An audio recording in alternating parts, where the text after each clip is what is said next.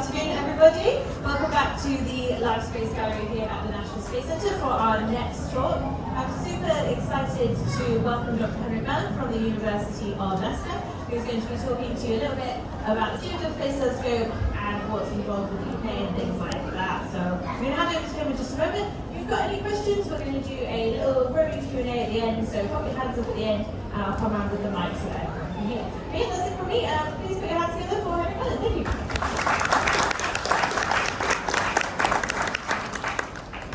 Hi everybody, can you hear me? Yeah. Good. Alright, my name is Henrik, as Catherine said, I work at the University of Leicester. I'm a planetary scientist, and I want to talk to you today about the James Webb Space Telescope, and specifically the UK involvement that we've had. Now, this thing, just to give you a sense of scale, this telescope is absolutely enormous. So here's some dimensions. So it's basically the size of this space. So it's 22 meters long, 14 meters wide, about 10 meters high, an absolutely enormous telescope, state of the art. And then one of the questions that the engineers had to tackle is, how do you put such an enormous telescope inside a really small rocket? And the way you do that, you fold the telescope up, and this is a folded up telescope inside, or not inside yet, but about to be put in the nose cone of the telescope. Launch vehicle, essentially. And that's how you fit it in. You fold the telescope up very cleverly, very neatly, and then you launch it. So, 25th of December last year, about 12:20 on Christmas Day. It's okay to have a little drink early on Christmas Day, so I was a little bit, prepared for anything went wrong. But everything went absolutely perfectly. This launch, pitch perfect launch. Putting stuff in space is really hard, and when it goes really well like this, like it did on this day, it's an incredible feeling. About half an hour later, we saw the telescope separate from the launch vehicle. This is the bundled up telescope again, so there's 344 individual events that needs to happen for it to fold out. We're about to see the first event here.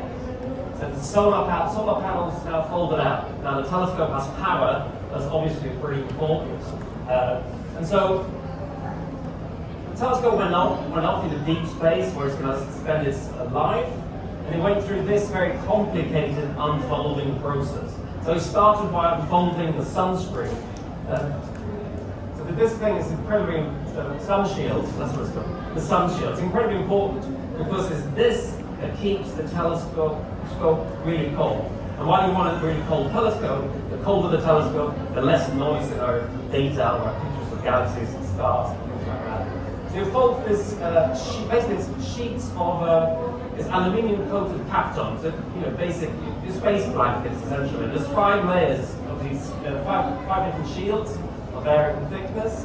They are separated, so there's a little gap between each layer, and it's extremely effective at keeping the telescope cool.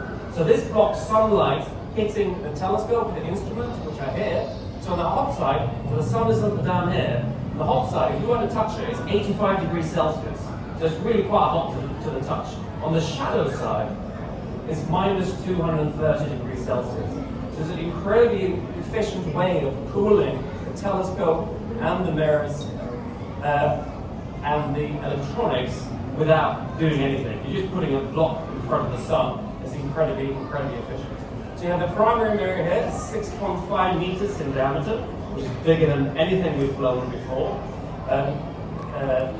It's got 4 instruments on it. So this is exactly how the telescope looks like right now, but in deep space. You can't actually see any of this because it's in shade, of course, but this is what a telescope looks like.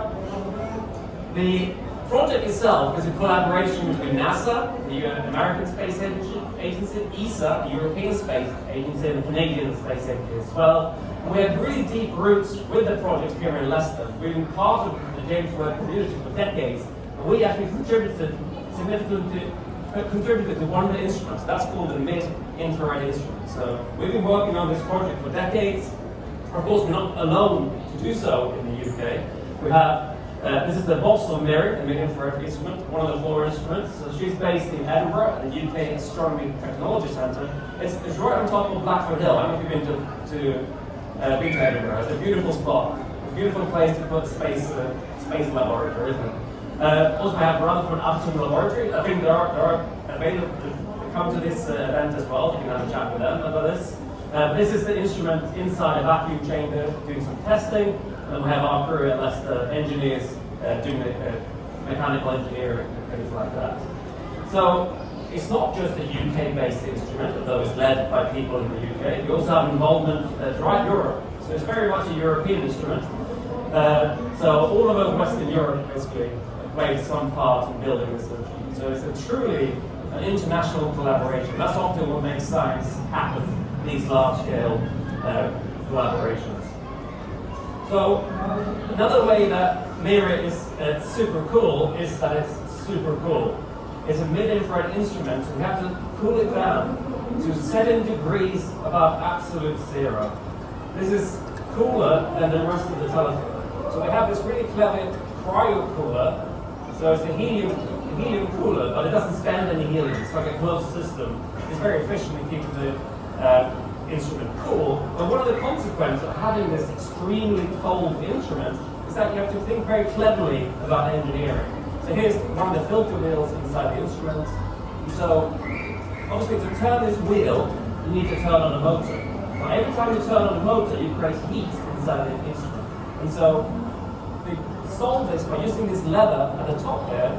The motor is only on for a tiny instant, enough to turn it across like that. And then the fine positioning is done by this mechanical lever. It's actually quite clever. Another thing you have to think about is that you can't really use lubricants at these temperatures. Like think of lubricants like in real life. It basically turns to sand. You have to be really creative while you solve these technical issues. And if we've done it, it's working. So that's pretty nice. So the James Webb Space Telescope is of course not the first space telescope we've ever had. You probably heard of the Hubble Space Telescope. It's an Earth orbiting observatory, the mirror of 2.4 mirrors, so significantly smaller than that of James Webb. So Hubble orbits the Earth, and because we want to keep the James Webb Space Telescope away from any heat sources, that includes reflection of sunlight from the Earth or the Moon, or indeed the Sun itself. So we place the James Webb Space Telescope out at a position 3 times further away than our own Moon. So we become far away from the Earth's reflection. We call it L2, it's called Lagrange point 2. It's a gravitational stability point in the solar system. Stick it out there, far away from the glares of the Earth and the Moon. Great place to do astronomy. And also, the size of this mirror, this is just to highlight how big this mirror actually is. So here's the Hubble mirror, famously faulted at launch, by the way. So there's a guy looking through the mirror. It's about this high, something. It's sizable. It's a big mirror, but nothing compared to the Webb 6.5 meters, made up of 18 hexagonal mirror segments, each about 3 meters high, creating this enormous area to collect light from a distant universe. It's a thing of beauty, I think. So one of the things that make James Webb Space Telescope different from Hubble is that we do a lot of spectroscopy. And this is where we divide the incoming light into its constituent colors. And why do we do that? Well, it turns out that each atom and each molecule in the universe has its own unique fingerprint when you make a spectrum out of it. So here's an example. Carbon has a unique fingerprint. Nitrogen and oxygen, which we find in the Earth's atmosphere, have their own unique fingerprints. And so by doing spectroscopy, we can, for example, look at a planet around another star, and we can determine what that planet is made of. How hot is this planet? And ultimately, you can ask questions like, would this planet be suitable for life? Things like that. So it's a really powerful technique to explore the universe. Now, it was like 3 weeks ago, when I got the first images from this observatory. And I don't know if you were as excited as I was, but it was truly extraordinary. I'm going to show a few of them here right now.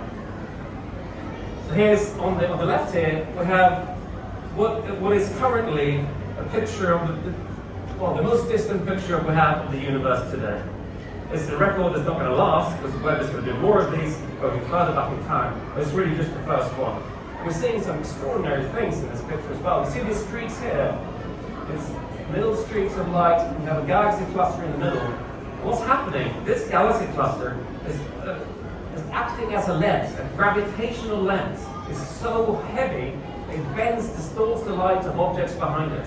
And so these things here, it's actually the same galaxy appearing at different places because this gravitational lens by this heavy object.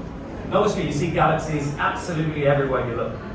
It's teeming with galaxies. And we'll see, basically, James Webb is an incredible galaxy detector. It's so sensitive. Whatever you point at, you're always going to get a background field of galaxies. So that's, well, apart from anything else, it's just beautiful, isn't it? Another thing we can see here, well, I don't know if you can, I can turn this off. So I'm going to circle a thing. Can you see something inside that? Just about. There's a red little dot there. And there was a paper that came out, a scientific paper that came out a week ago, and this is the most distant object ever observed by humanity to date. That record is not going to last. It's true for this week. There's probably going to be something else next week. But it's pretty cool though. Right now, that thing is the most distant thing we've ever seen, taking us back to the beginning, the very early beginning of the universe. Pretty neat. And so we have other pictures here. This is the Stephan's quintet. There's actually these three galaxies here are basically the death battle.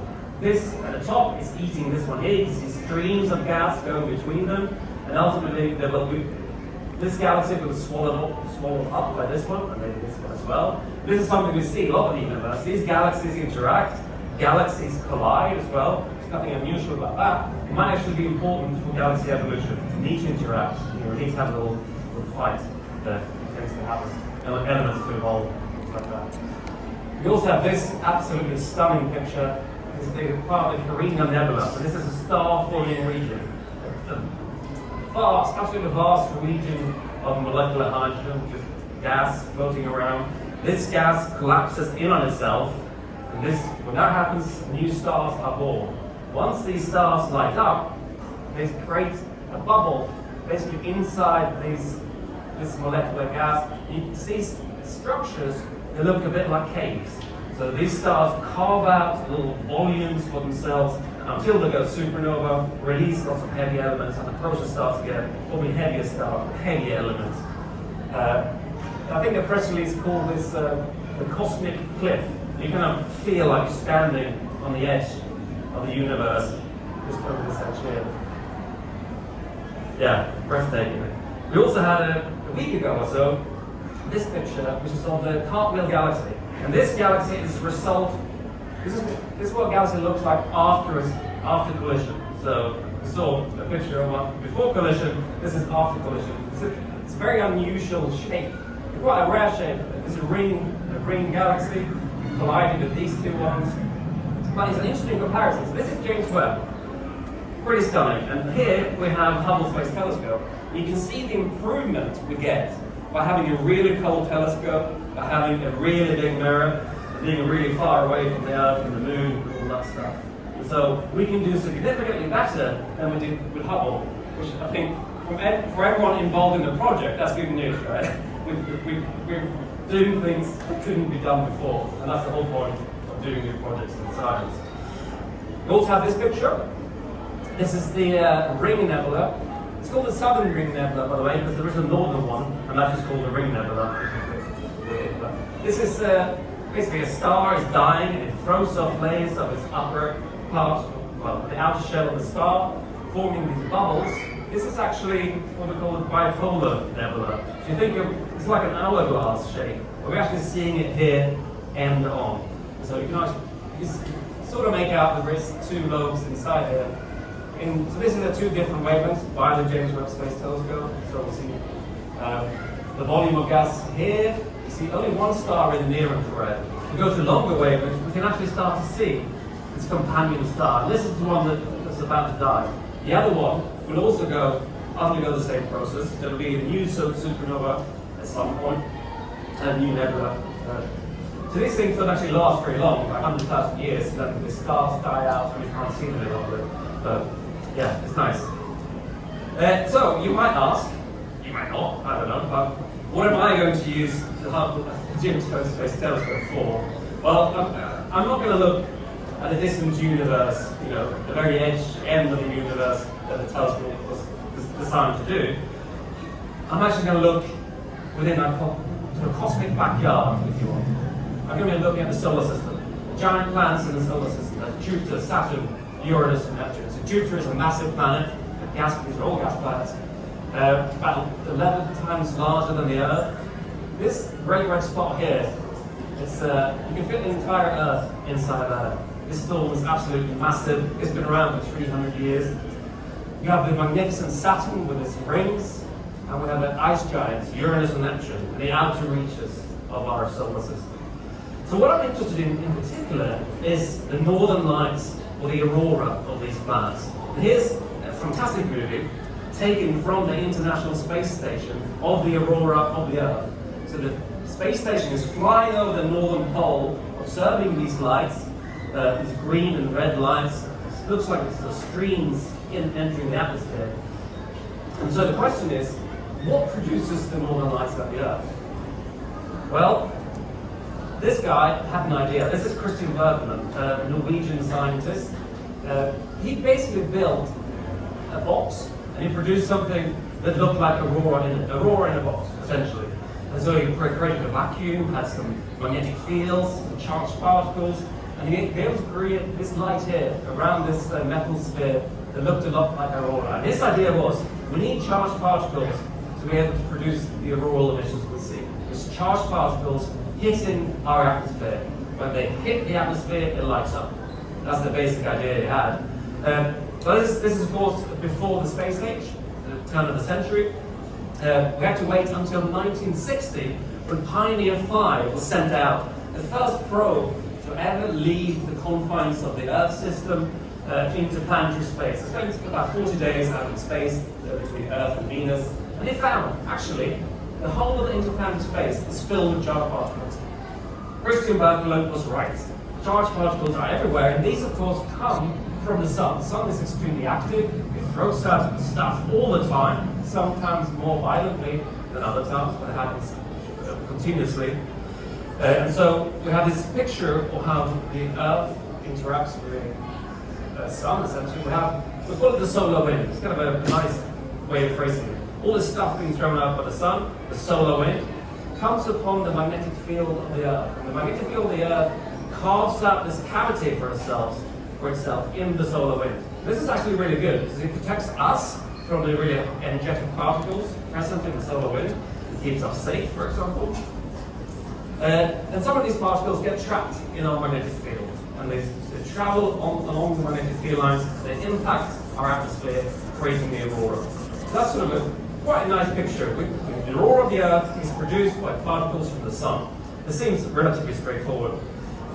I'm going to show you one more James Webb picture. Well, a couple more, but this is not widely advertised yet, but this is a picture. This is a binary star system, and so every 8 months or so they pass really near to each other. So here, the solar wind of that star interacts with the gas in the system. So this is essentially a picture of the solar wind around another star, another couple of stars. I just think it's lovely. I just thought I'd throw that in just for no reason really. What about Jupiter? Well, Jupiter has a magnetic field. The magnetic field of Jupiter is 20,000 times larger than that of the Earth. If you could see Jupiter's magnetic field in the night sky, it would be much bigger than the Moon. It would be the biggest object in the night sky. Alas, we can't see it, but we know it's there. And this is what the auroral northern lights of Jupiter look like. So we have just the Earth here to scale to show you how massive this process is. This thing here produces more energy than all the power plants on the Earth combined. There's so much energy in this process. It's just bananas, really. So we can ask the same question. What powers, essentially, the northern lights of Jupiter? Well, there is actually a clue in this picture. I mean, to the trained eye, you can probably see it, but we have what looks like basically an oval that we see on the Earth as well. What's this? What's this here? Well, it turns out that this little dot here is directly connected to a moon. If you follow the magnetic field line, you're going to hit a moon. And this moon is awesome. This is Io. So here's the picture in the infrared. This is basically a map of temperature. You're seeing all these dots, individual dots across the disk of this moon, and each of those individual dots is a volcano. So Io is the most volcanic place in the solar system. And here's a stunning movie taken by the New Horizons spacecraft on its way to Pluto. You actually see these volcanoes spewing out material into the Jupiter system. So at Jupiter, at least in part, the Aurora is fueled by volcanoes. I mean, I do this for a living. I just think that's fantastic. You couldn't make it up, could you? So, yeah, absolutely extraordinary. I'm not going to talk about Saturn, but Saturn has a moon called, well, I have now, but Saturn has a moon called Enceladus. So instead of volcanoes, it's these geysers, essentially, like the ones we find on Iceland, that play a similar role. What about Uranus and Neptune? We don't really know much about them. So that's where James Webb can come in useful to look at these planets in much more detail. Maybe my favorite James Webb picture coming up, and that's of course Jupiter. Absolutely stunning. And this was actually hidden in a calibration report when the data first came out. I don't know why I didn't show it. I think it's marvelous. So you're going to see, of course, the great red spot in exquisite detail. This is the moon Europa. It's a shadow of the moon Europa on the disk of Jupiter. You can faintly see the rings of Jupiter either side. You don't really think of Jupiter as a planet with rings, but here they are, showing up very, very clearly. Yeah, there's so much in this picture. This is lovely.